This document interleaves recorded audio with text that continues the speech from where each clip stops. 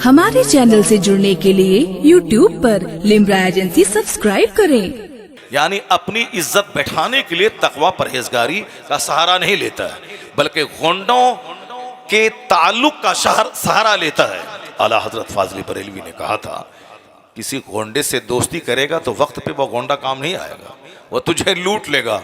मोहब्बत क्यों किसी गोंडे से करना चाहता है, मोहब्बत क्यों किसी दुनियादार से करना चाहता है। आला हजरत ने कहा था कि मुसीबत में कोई दूसरा काम नहीं आएगा, गम ज़दों को रजा मुज़दा दीजिए के है बेकसों का सहारा हमारा नबी। संकट में नबी काम आएंगे, वो रहमते दो आलम बन के आए हैं, इसलिए तुम्हारा रिश्ता सबसे ज्यादा माँ से ज्यादा, बाप से ज्यादा, वालिदैन औलाद से ज्यादा, पड़ोसी से ज्यादा, समधी से ज्यादा, अपने अहबाब से ज्यादा, सबसे ज्यादा रिश्ता तेरा मुस्तफ़ा से मजबूत होना चाहिए।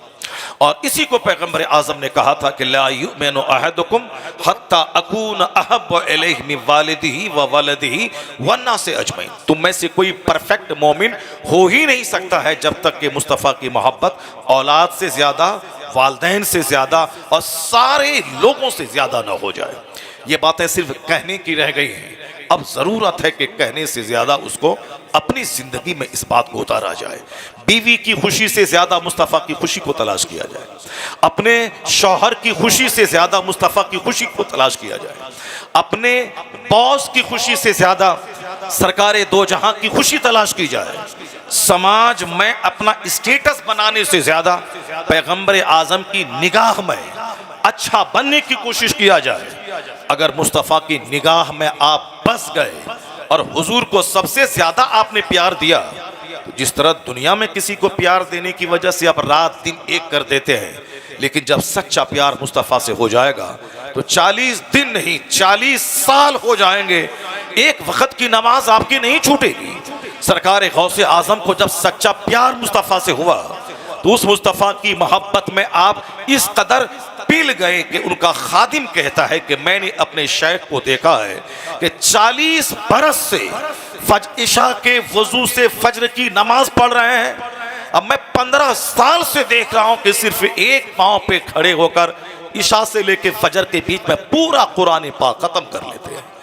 यही मोहब्बत आदमी को बाअमल बनाती है, यही मोहब्बत आदमी को जिहाद के लिए तैयार करती है, यही मोहब्बत सर्दी के ज़माने में बिस्तर से उठा के मस्जिद ले जाती है, यही मोहब्बत कड़ाके की सर्दी में नहाने पे मजबूर करती है और नहा धो के बंदे को मस्जिद ले जाती है, यही मोहब्बत जान हथेली पे लेके गर्दनें कटाने के लिए मैदाने जिहाद में ले जाती है। यही मोहब्बत की कमी की वजह से आज खाली खोली हो गए मुसलमान, मस्जिदें उजड़ गई, दुकान आबाद हो रही है, साहब चेहरा उजड़ गया और दिमाग में सिर्फ दौलत का नशा छाया हुआ है, मोहब्बतें उजड़ गई, सिर्फ लंगर और दावत का ढोंग रचाया जा रहा है, मोहब्बतें उजड़ गई, सिर्फ वलीमा दिखाने के लिए है, सिर्फ लंगरे गौसिया दिखाने के लिए है। जो खुलूस सिंसियरिटी थी वो खत्म हो गई। इसीलिए 3000 रुपए की प्लेट वाला खाना खाने के बाद भी 1 मिनट के बाद बंदा बोलता है जो सामने बोला था, बड़ा जबरदस्त आपने इंतजाम वलीमे के किया, क्या महंगा आपने दस्तरखान बिछाया। 1 मिनट के बाद बोलता है कि हराम का माल कमाया था, लूटा रहा है। लोगों की जबान से खुशी तलाश करने के लिए 10,000 आदमी को दावत देकर 5 करोड़ रुपए बेटे की वलीमे में खर्च किया था, लेकिन बदले में मिला क्या, हराम खोरी का इल्जाम। सामने तारीफ, 1 सेकंड के बाद चेहरा जहां मोड़ा, दूसरे से मुस्कुराते हुए हराम खोरी का इल्जाम लगा दिया, लूट के लाया था, कूट के खिला रहा है। जाहिर सी बात है, जो बंदे की खुशी तलाश करना चाहेगा, अल्लाह की कसम वो कभी किसी का दिल नहीं जीत पाएगा, लेकिन जो खुदा और उसके रसूल की खुशी तलाश करेगा, सामने वाला बंदा भले ही कंजूसी का इल्जाम लगाए, पर उसे लास्ट में बोलना पड़ेगा कि जो मुस्तफ़ा की मोहब्बत से सरशार है दिल, उसका हाथ चूम के कहना पड़ेगा, तुम्हारा काम सबसे बेस्ट है, तुम्हारा काम सबसे अच्छा है, तुम्हारा काम सुथरा है। अल्लाह रब्बुल इज्जत से जो सच्ची मोहब्बत करता है, वो अल्लाह ही दूसरों के दिल में मोहब्बत अता कर देता है। मैंने तमहीदी तौर पर आपको बता दिया कि आज हमारा रिश्ता जलसे से मजबूत होना चाहिए, आज हमारा रिश्ता किताब और सुन्नत से मजबूत होना चाहिए। दीनी महफिलों को बकवास नहीं, दीनी महफिलों की शदीद तरीन ज़रूरत है। पहले जब तक खिताब से लोग जुड़े थे अखलाक उम्दा था, लेकिन जब से आलिमों की नफरत में लोग जीने लगे, सर से लेके पांव तक घमंड का पुतला बन गया, बदअमली का मुजस्समा बन गया। उसके बावजूद भी एहसास से बदी खत्म हो गया। यानी 1 लाख बार उन्होंने झूठ बोला है, 50 बार उसने बदकारी की है, 1 करोड़ गुनाह है उसके पास, मगर एहसास यह है कि मुझसे ज्यादा सुथरा, मुझसे ज्यादा नेक समाज में कोई नहीं है।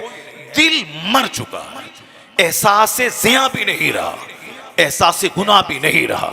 दोस्ती है पीर साहब से, मगर दिल उजड़ा हुआ है। मज़ार पे सुबह और शाम जाना है, मगर दिल उजड़ा हुआ है। मौलाना साहब को घर बुला के दावत खिला के 500 रुपये नजरानी भी देना है, मगर दिल उजड़ा हुआ है। चूंकि वो दावत इसीलिए किया है ताकि समाज में चर्चा हो जाए। वह मज़ार पे इसीलिए जाता है ताकि मेरी दौलत बढ़ जाए। वो अजमेर इसीलिए दौड़ के जाता है नमाज तहज्जुद के लिए नहीं। गरीब नवाज अपना वतन छोड़ दिया इस्लाम की तबलीग के लिए, हिंदुस्तान को गले लगा लिया, अपने पैदाइशी वतन को छोड़ दिया। यहाँ ना जमीन खरीदी, ना मकान बनाया, दरख्त के साए में रहे। 90 लाख मुशरिकों को साहिब ईमान बना दिया। यहाँ दुनिया जमा नहीं की। आज उस फकीर के दरवाजे पे दुनिया की भीख मांगने के लिए लाखों करोड़ों की भीड़ लग रही है। लोग खुश हैं कि सुन्नी बढ़ रहा है। वह सुन्नी नहीं है, वह दुनियादार है। वह दौलतों के भूखे हैं। वह लोग, वह बाल बच्चे के लिए वहां गए हैं, वो ईमान की दौलत के लिए नहीं गए। जिस तरह से आदमी को पता चले कि कानपुर का यह पीर साहब से मुरीद होने के बाद बंदा करोड़पति बन जाता है, उसको फुर्सत नहीं मिलेगी 50 करोड़ मुरीद हो जाएंगे उसके। लेकिन जहां 5 दिन के बाद पता चलेगा कि मुरीद होने का कोई फायदा नहीं हुआ बिजनेस में, तो फिर वह दूसरे पीर का रुख करेंगे। 50वां पीर का बदलने वाला वो जन्नत के शौक में पीर नहीं बदल रहा है, वह सिर्फ दुनिया के शौक में बदल रहा है। हर तरफ दुनियादारी छा गई, हर तरफ मक्कारी आ गई। आज जरूरत है कि इस सख्त दिल को नर्म किया जाए, इस सूखी हुई आंख में आंसू के कतरे लाया जाए। बुजुर्गाने दीन के नाम पे सिर्फ लंगर नहीं खाया जाए। बुजुर्गाने दीन ने जिस नहज पे जिंदगी गुजारी है, उस जिंदगी से नूर हासिल किया जाए।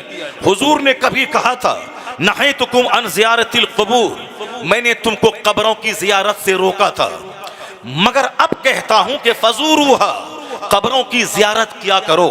क्यों किया करो? हुजूर ने उसकी इल्लत, उसका सबब बयान करते हुए कहा, फ़इन्नहा तुज़हिदु फ़िद दुनिया व तुज़क्किरुल आखिरा, इसलिए कि कब्रों की जियारत से आखिरत की याद आएगी और दुनिया की चाहत घटेगी। व तुज़हिदु फ़िद दुनिया, दुनिया की चाहत घटेगी, दुनिया की तलब घटेगी, दुनिया की रग़बत मिटेगी, आखिरत की तलब बढ़ेगी। तो हुजूर ने कब्रों की हाजिरी का ये मकसद बयान किया। और आज हमारा मकसद धागा बांधकर रुपया लेना, आज ताला बांधकर मिन्नतें पूरी करवाना, आज वहां लोहबान जलाकर अपनी गरीबी को दूर करना। जाहिर सी बात है, सारी भीड़ दुनियादारों की लग रही है, जन्नतियों की भीड़ नहीं है। वरना हम सिर्फ खाने के लिए पैदा हुए हैं। तीजा का खाना, 40वां का खाना, बरसी का खाना, लंगरे गौसिया, लंगरे हुसैन, गरीब नवाज की छठी, सिर्फ खाना और खाना और पकाना, बस यही रह गया। इसलिए अजान होती है, लोग बाथरूम दौड़ते हैं। और 100 साल पहले अजान होती थी, लोग नमाज पढ़ने के लिए मस्जिद की तरफ दौड़ते थे।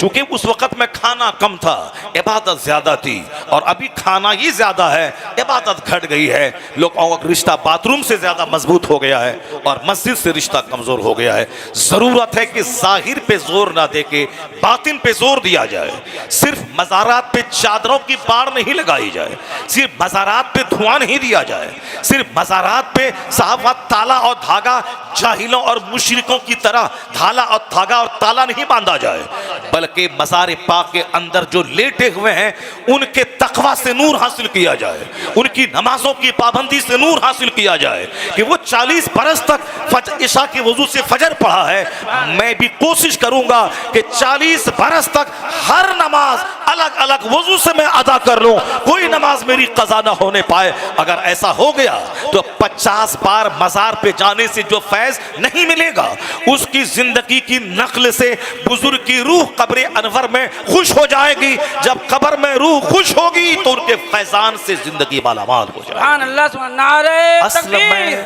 नारे तकबीर, नारे रिसालत, फैजान मखदूम शाह आला फैजान मखदूम शाह आला रहमत